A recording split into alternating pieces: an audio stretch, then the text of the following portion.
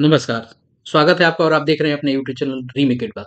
Pan card संबंधित प्रमुख सवालों के जवाब। जी हाँ, नियोजित शिक्षक सक्षमता परीक्षा पास करके विशिष्ट शिक्षक बन चुके हैं और उन्होंने तारीख 1 जनवरी से लेके 7 जनवरी के बीच में अपना योगदान भी समर्पित कर दिया है। अब उनके एनपीएस डिडक्शन के लिए उनका पैन कार्ड खुलना ज़रूरी है, ताकि इस परमानेंट रिटायरमेंट अकाउंट नंबर में आपको उनके एनपीएस से संबंधित पैसे आपको जमा हो सके। तो जब प्राण कार्ड जनरेट हो रहा है, उसमें बहुत सारे ऊहा-पोह की स्थिति हैं और बहुत ऐसे प्रश्न हैं, जिसके जवाब शिक्षकों को स्पष्टता के साथ नहीं मिल रहे हैं। तो इस वीडियो के माध्यम से हम उन सवालों तक पहुँचेंगे और उसके जवाब आपको और आप तक पहुँचाएँगे। तो आइए देखते हैं कि क्या है वो प्रमुख सवाल जिससे सभी शिक्षक दो-चार हो रहे हैं। इस वीडियो में हम इन सब बातों पे चर्चा करेंगे और इस वीडियो के माध्यम से मैं कुछ प्रमाण भी आपके सामने लाऊँगा और बताऊँगा कि उन सवालों के जवाब कैसे हैं। तो आइए वीडियो को शुरू करते हैं, देखते हैं कि क्या है। देखिए, पहला सवाल है एक पीपीएन में क्या डालें? जी हाँ, पीपीएन में क्या डालें? ये परमानेंट पेंशन अकाउंट नंबर का एक कॉलम है। वहाँ क्या डालना है? बड़ा कन्फ्यूजन है। अलग-अलग जिलों ने अलग-अलग उसपे व्यवस्था बनाई है। तो लोग उसमें क्या डाल रहे हैं? आइए उससे संबंधित भी चीज़ें देखेंगे। इसके अलावा जो हमारे सामने जो एक और प्रमुख चीज़ें निकल के आ रही हैं, कौन-कौन से डॉक्यूमेंट अपलोड करना है। जी हाँ, मैं आपके सामने साक्ष्य रखूँगा कि शिक्षकों के बीच कन्फ्यूजन होने का कारण क्या है। क्योंकि बहुत सारे जिलों ने अपने-अपने डफली अपनी-अपनी राख, अपनी-अपनी चिट्ठी में अपना-अपना व्यवस्था बनाया है। तो आपको क्या करना है कि सावधानी बरती जा सके। मैं बताऊँगा वो चीज़ें। रिटायरमेंट डेट कैसे डालें? जी हाँ, इस वीडियो में हम आपको यह भी बताएँगे कि रिटायरमेंट का डेट है वो किस तरह से आपको डालना है। मान लीजिए 1 तारीख को अगर आपका जन्म तिथि है तो रिटायरमेंट में कैसे होगा? तो आइए आगे देखते हैं दूसरा अगला प्रश्न क्या है? जिन्हें पहले से प्राण अलॉट है वे क्या करें? बहुत ऐसे शिक्षक हैं जो पहले किसी और विभाग में आपको जॉब करते थे, वहाँ पन प्राण जनरेट हो गया था, लेकिन वो अब इसको जॉइन कर लिए हैं, तो वो लोग क्या करेंगे? जी हाँ, इसके लिए विभागीय चिट्ठी उपलब्ध है, मैं आप तक वो बातें लेके आऊँगा। इसके अलावा है प्राण एप्लीकेशन का स्टेटस कैसे चेक करें? जी हाँ, जिन लोगों ने प्राण जनरेट करने के लिए एप्लीकेशन आपको सबमिट कर दिया है, वो उसको कैसे चेक करें? तो आइए इन सब पे एक-एक करके हम बात करते हैं। वीडियो थोड़ा लंबा हो सकता है लेकिन आपके काम का है। सबसे पहले बात करेंगे हम आपको इस पीपीएन पे। ये पीपीएन का मतलब बेसिकली होता क्या है कि परमानेंट पेंशन अकाउंट नंबर। अब यहाँ क्या डालें? कई सारे जिलों ने निकाले हैं कि पीपीएन की जगह आप अपने सक्षमता के एप्लीकेशन आईडी को डालें। बहुत सारे लोग डाल रहे हैं। आपको एक चीज़ ध्यान दें, जहाँ पीपीएन डालना है, वहीं ऊपर आपको जो शिक्षकों की जो अपनी आईडी है, वो आपको डालने के लिए वो बोल रहा है। जो शिक्षक की एम्प्लॉयी कोड क्या है? एम्प्लॉयी आईडी क्या है? तो चूँकि अभी शिक्षकों की एम्प्लॉयी आईडी, एम्प्लॉयी कोड नियोजित शिक्षकों को नहीं है। तो यहाँ कई सारे जिलों ने ये चीज़ें निकाली हैं कि यहाँ आप अपने सक्षमता के आईडी डाल दीजिए। चूँकि ध्यान ये रखना है कि उस यहाँ ये डालना ज़रूरी नहीं है, ये आपको ऑप्शनल है। यानी ऐच्छिक है, इसे आप नहीं भी डालेंगे तो आपका कुछ बिगड़ने जा रहा नहीं है। लेकिन बहुत सारे जिलों में, कई सारे जिलों की चिट्ठियों में यहाँ है कि जो सक्षमता का आईडी है वो डाल दें। ध्यान रखें, आप अपने जिलों में इससे संबंधित जानकारी कलेक्ट ज़रूर कर लें। लेकिन बहुत लोग डाल रहे हैं, कई सारे शिक्षकों ने यह डाले हैं और जिलों में भी पत्र के माध्यम से निकल रहा है। और सबसे बड़ी अगर सावधानी ज़्यादा बरतनी है तो चूँकि यह ऑप्शनल है, आप वहाँ नहीं भी डालेंगे तो कोई कुछ बिगड़ नहीं जा रहा है। उसके बाद है कौन-कौन से डॉक्यूमेंट्स अपलोड करें। आइए इससे संबंधित कुछ चीज़ें देख लेते हैं, तभी बात करेंगे। तो रिटायरमेंट डेट, प्राण अलॉटमेंट और प्राण एप्लीकेशन पे भी हम देखेंगे। पहले यहाँ देखते हैं कौन-कौन से डॉक्यूमेंट अपलोड करें। इसमें एक बड़ा कन्फ्यूजन है, आइए देख लेते हैं। ये देखिए एक जिला शिक्षा पदाधिकारी नवादा का पत्र है। अब यहाँ देखिए क्या लिखा है इन्होंने। यहाँ इन्होंने लिखा है 5वें नंबर पे ध्यान दीजिएगा।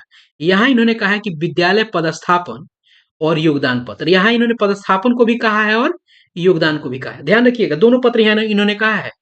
बस एक नियुक्ति पत्र इन्होंने छोड़ा है यहाँ। दोनों पत्रों को कह दिया। एक ये पत्र हमने देख लिया। अब एक और पत्र देखते हैं। अब ये पत्र है किशनगंज का। यहाँ देखिए क्या है। यहाँ क्या कहा जा रहा है। यहाँ देखिएगा, इस इस जगह पे देखिए, दूसरे नंबर पे यहाँ कह रहे हैं कि नियुक्ति पत्र और नीचे कह रहे हैं कि विद्यालय पदस्थापन पत्र। क्लियर है? और विद्यालय प्रधान द्वारा प्रति हस्ताक्षरित। अब देखिए पिछले में अगर में जाइएगा, वहां कह रहे थे, आप फिर से उसको देख लीजिए। पिछले वाले में कहा जा रहा था आपको विद्यालय पदस्थापन योगदान पत्र, और यहाँ नियुक्ति पत्र भी कहा जा रहा है और पदस्थापन भी कहा जा रहा है। यानी पिछले वाले में पदस्थापन और योगदान, यहाँ नियुक्ति पत्र एक अलग जोड़ दिया गया। एक और चिट्ठी देखिए, यहाँ देखिए, यहाँ ये पूर्वी चंपारण जिला का है। यहाँ क्या कहा जा रहा है? यहाँ आपको कहा जा रहा है आपको विद्यालय पदस्थापन और योगदान पत्र। मैं आगे भी एक पत्र आपको दिखाऊंगा जिसमें रिटायरमेंट इत्यादि की बात करूंगा। वो जिले में देखिएगा नियुक्ति पत्र की बात जोड़ी गई है। तो यहाँ सबसे बड़ी बात आपको करना क्या है?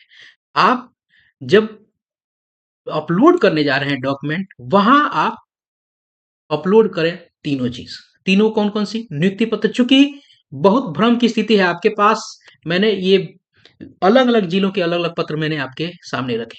तो आप क्या करें? नियुक्ति पत्र भी डालें, नियुक्ति पत्र डालें, पदस्थापना पत्र भी डालें, पदस्थापना पत्र भी डालें, उसके बाद योगदान। तीनों को आप 5 MB में इस तक अपलोड किया जा सकता है। 5 MB, जी हाँ, 5 MB तक एक PDF इन तीनों का बनवा लें। यदि आप खुद से बना सकते हैं बनवा लें, और नहीं तो अगर साइबर कैफे में इन तीनों का एक PDF बनवा के तीनों अपलोड कीजिए, झंझट खत्म कीजिए। देख रहे हैं कि किस तरह से कितनी विकृति और कितना अलग अलग लोगों का कॉन्सेप्ट है। कोई क्लियर इंस्ट्रक्शन नहीं है। आपके सामने मैंने 3 पत्र रखे, एक और पत्र में आगे बताऊंगा। क्लियर है? तो यहां हो गया कि अपलोड आप कौन से डॉक्यूमेंट करें। मैंने PPN की बात की। अब आते हैं रिटायरमेंट डेट कैसे डालें और प्राण अलॉट जिनको पहले से है उसका करें। आइए मैं उसके लिए एक पत्र आपके सामने लेके आ रहा हूं, उसके माध्यम से हम देखेंगे कैसे वो काम कर रहा है। आइए देखते हैं। आपके सामने एक पत्र है और ये पत्र है जिला शिक्षा पदाधिकारी औरंगाबाद, स्थापना शाखा ने निकाला है। इन्होंने कहा कि BC शिक्षकों के वेतन भुगतान हेतु प्राण नंबर आवंटित होने के पश्चात किया जाएगा इत्यादि, और प्राण जनरेट करने की नीचे पूरी की पूरी व्यवस्था बताई गई। बहुत सारे इंस्ट्रक्शन दिए गए हैं, क्या कैसे करें, कहाँ क्या डालें, यही बातें यहाँ बताई गई। क्लियर है? अब हमको आपको एक और चीज बताते हैं। कुछ देर पहले हमने देखा था कि डॉक्यूमेंट्स अपलोड करने की बात हो रही थी। यहाँ ध्यान दे दीजिए, यहाँ देखिए, मैंने आज 3 पत्र आपको दिखाए थे, एक चौथा पत्र उसके लिए, प्रोविजनल अपॉइंटमेंट लेटर, यानी जो औपबंधिक नियुक्ति पत्र था उसी की बात यहाँ भी कर रहा है। पूर्वी चंपारण में देखा नियुक्ति पत्र नहीं मांग रहा था, एक और पत्र में देखा वहां नियुक्ति पत्र नहीं मांग रहा था, किशनगंज वाले में नियुक्ति पत्र मांग रहा है, औरंगाबाद वाले में नियुक्ति पत्र मांग रहा है। यहाँ कह रहा है या तो आप नियुक्ति पत्र डालें, ऑब्लिक कर दिया है, या ज्वाइनिंग लेटर की डालें। यहाँ ऑब्लिक का मतलब कोई समझने को तैयार है नहीं, काउंसलिंग में आपने देख रखा है।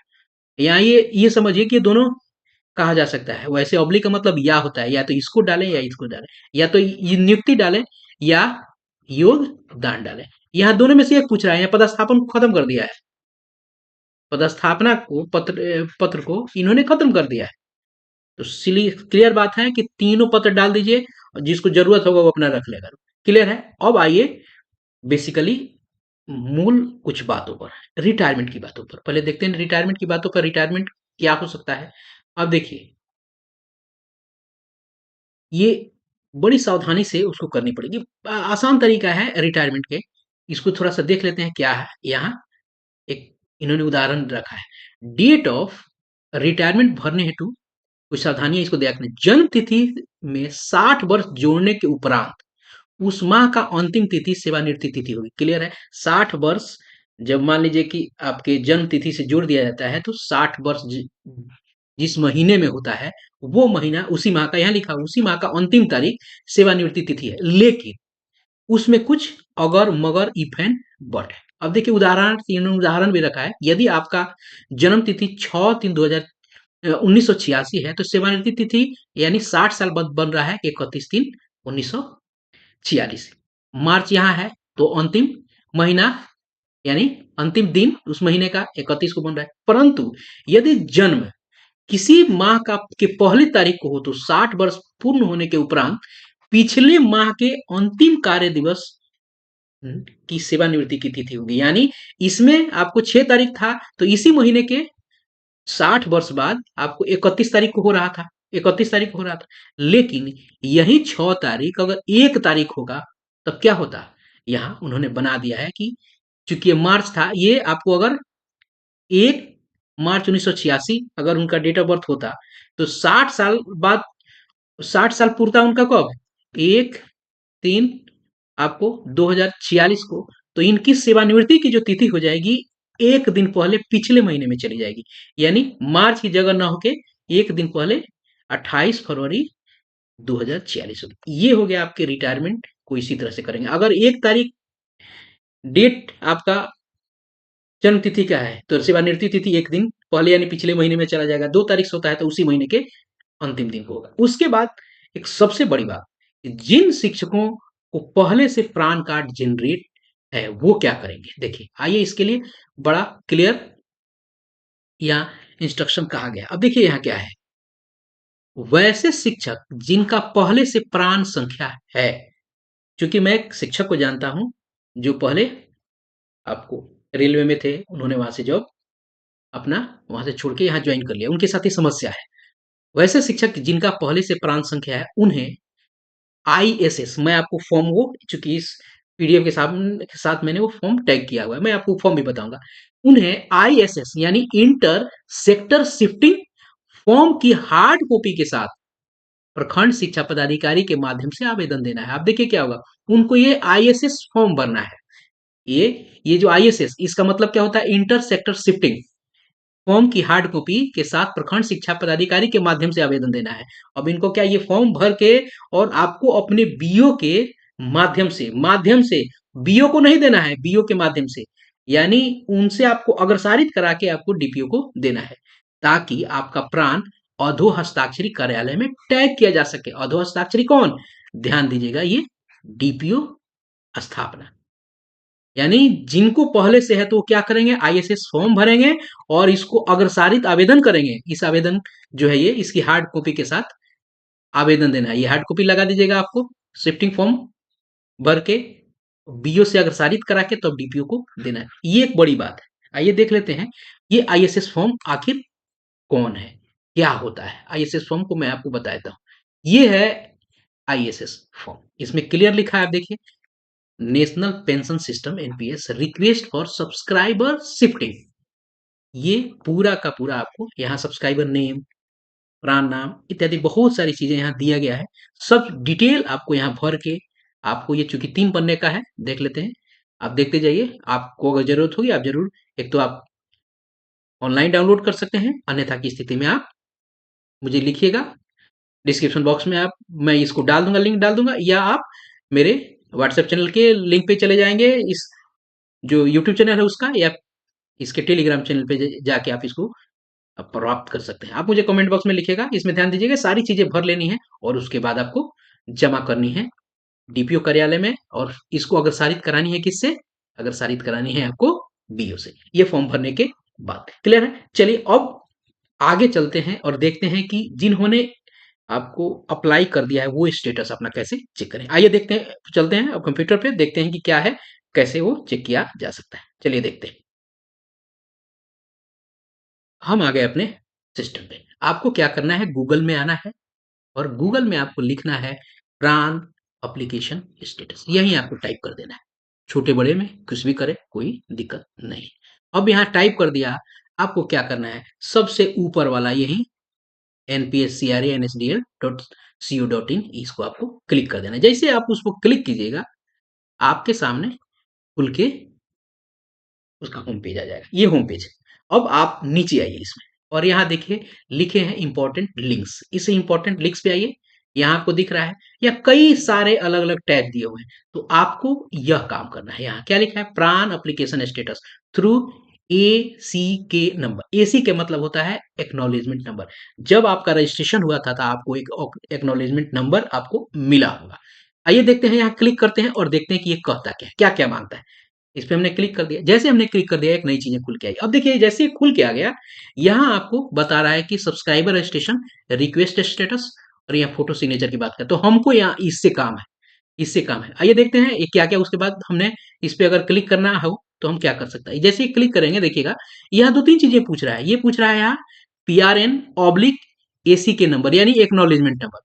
पीएओ ये मैंडेटरी नहीं है, ऊपर वाला मैंडेटरी है। देखिएगा मैंडेटरी कैसे मैं नहीं कर रहा हूं, देखिए यहाँ स्टार लगाया हुआ है, स्टार का मतलब क्या होता है, मैंडेटरी में यहाँ लिखा हुआ है उसको मैंडेटरी।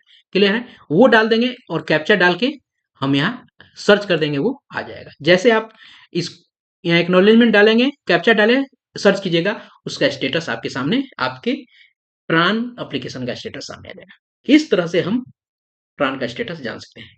तो इस वीडियो में मैंने बहुत सारे प्रश्नों का जो आपके मन में पल रहे हैं, उसके प्रमाण, साक्ष्य और उसके पीछे के तर्क को मैंने आपके समक्ष रखा। आशा है आपको इससे लाभ मिलेगा और इससे अपडेट होंगे और अलर्टनेस बढ़ेगी और चीज़ों को आप आगे से सही ढंग से कर सकते हैं, स्टेटस चेक कर सकते हैं, अपने फॉर्म सही ढंग से भर सकते हैं। तो इस वीडियो में इतना ही, मिलते हैं जल्दी ही नए कंटेंट और नई इन्फॉर्मेशन के साथ। तो अपना ख्याल रखें। जय हिंद। यदि वीडियो पसंद आए तो लोगों के साथ शेयर कीजिए, लाइक कीजिए। पहली बार देख रहे हैं, सब्सक्राइब करके जाइएगा। धन्यवाद।